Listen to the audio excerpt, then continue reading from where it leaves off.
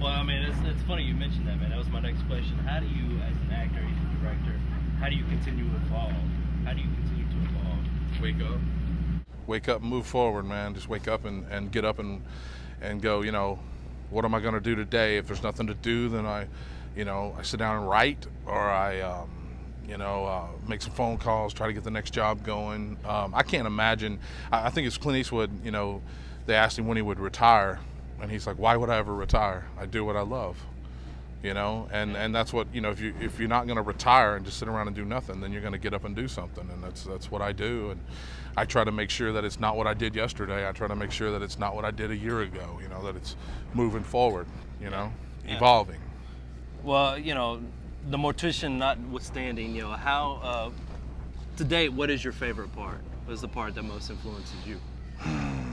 Of the business? Yeah. I tell you, man, I've really, the filmmaking. I mean, I've started calling myself a filmmaker and not just an actor. I'm an actor, but I'm also a director and a writer, and a producer, and I love making the film. I really did not expect to fall in love with directing. I just did it because I was the only one with an IMDb presence, and we were trying to round up money. And it's like, hey, well, you've done a lot of movies. Investors will assume you've learned something along the way.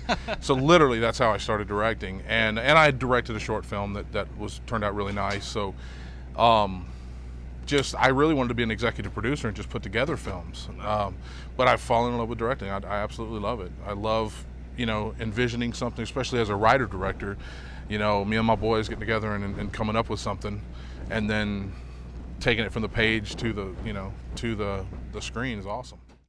Well, in your opinion, and just his opinion, have you, in your 15 years, achieved success yet? Wow, man, that's tough. Let's see Mary Hart ask that question. Spiritually speaking, don't make me cry, man. Spiritually speaking, I don't want to say no, because I guess I have been successful. Yeah. Have I achieved where, am I today, this second, where I want to be? No. But I don't know that I ever will be, I don't know. I mean, I seek truth, I seek, success, I seek all these things, and you can never really find the whole truth. Yeah. You can never really find it. If I wake up and I'm successful. We might want to cut there.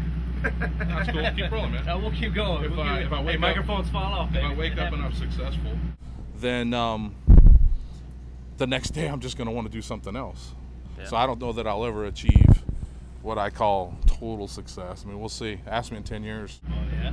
Well, in doing that, I mean, how do you keep focused with all this going around? I mean, you're going around from project to project as a director. I mean, actor to actor, project to project, actor to actor, project to project as an actor, too. I mean, how do you keep focused?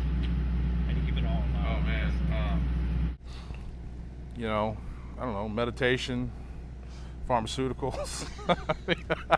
Pharmaceuticals. I don't know, I mean, that's right, kids. Pharmaceuticals.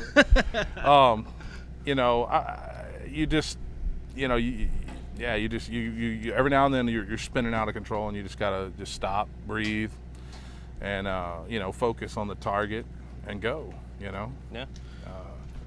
I don't know that I am in control, or that I do have it under control. So yeah. I'll tell you when I figure it out. Oh, okay. All right, then we'll do another interview when he figures it all out, right? Yeah. Well, as you move forward and everything, I mean, what do you hope for the future? More of what I do. To be more successful at what I'm doing now. To make movies and make more money. So that I can do more things and take care of my family better. But I mean, I really want to wake up and do the same thing I do today. Go act in a movie, go direct in a movie next month, go, wake up and write when I'm in between that. Some missionary work would be cool. I mean, go do some good things. Philanthropy would be nice. I mean, I like doing.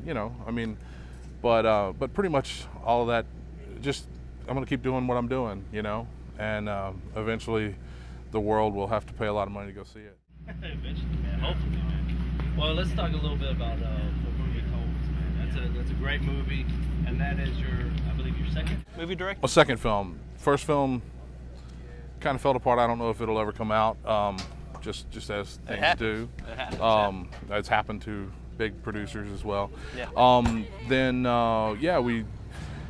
just learned a lot of mistakes, you know, learned a lot of what not to do, and I brought my brothers in from the Fu Man crew. I mean, Wayne Knight and Jeff Gretler. We've been running the roads for years and years and years together, and we're like brothers, and we on the same spiritual journey. We're always sending each other YouTube stuff and all this craziness that we, you know, this from quantum physics to religion to whatever. Yeah, there you go. And we said, man, let's just write a movie that we can shoot very inexpensively.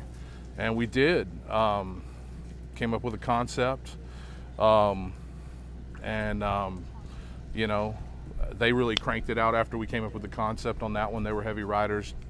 It's just kind of the way we do. Somebody kind of tags in and somebody takes the heat, you know. And, Yeah. And, That's and professional then, wrestling lingo. yeah, then right somebody there, comes in, you know, steals the glory, like me.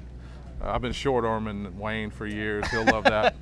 But yeah, man, we wrote it, we produced it, directed, you know, brought in all of our friends. I mean, that's what I'm saying, relationship. The movie's about human relationship, about a girl dealing with her grandmother's dementia.